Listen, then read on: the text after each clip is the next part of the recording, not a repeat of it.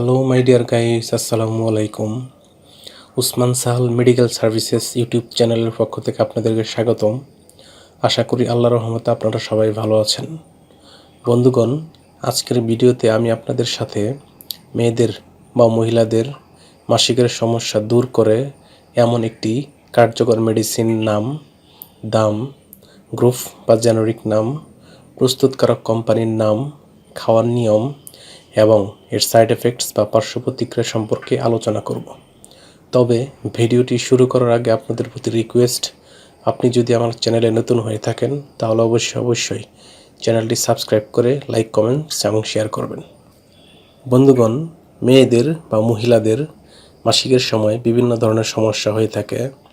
মেয়েদের বা মহিলাদের মাসিকের সমস্যা দূর করতে আমরা অনেক সময় ডাক্তারের শরণাপন্ন হই এবং বিশেষজ্ঞ ডাক্তারগণ মহিলাদের এই সমস্যার সমাধানে যে ওষুধটির কথা বলে থাকেন বা পরামর্শপত্রে বা প্রেসক্রিপশনে লিখে থাকেন তার নাম হলো রিমেন্স ট্যাবলেট, যেটি 5 মিলিগ্রামের হয়ে থাকে। এটির গ্রুপ বা জেনারিক নাম হলো নরিথিস্টেরন। এটির উৎপাদনকারী প্রতিষ্ঠানের নাম হচ্ছে popular pharmaceuticals limited. Remains tablet, যেটি 5 মিলিগ্রামের বা 5 মিলিগ্রাম মাত্রার, সেটির প্রতি পিস ট্যাবলেটের দাম মাত্র 5 টাকা। এটি খাওয়ার নিয়ম হচ্ছে শিশুদের ক্ষেত্রে এটি প্রযোজ্য নয়, অর্থাৎ শিশুদের জন্য এটি নয় এবং শিশুরা এটি খেতে পারবে না। অপরপক্ষে মেয়েদের বা মহিলাদের ক্ষেত্রে প্রতিদিন একটি করে ট্যাবলেট দিনে 3 বার অথবা রেজিস্টার্ড চিকিৎসকের পরামর্শ অনুযায়ী ট্যাবলেট সেবন করতে হবে, অর্থাৎ চিকিৎসকের পরামর্শ ব্যতীত খাওয়া যাবে না। অবশ্যই চিকিৎসকের পরামর্শ নেওয়া বাধ্যতামূলক।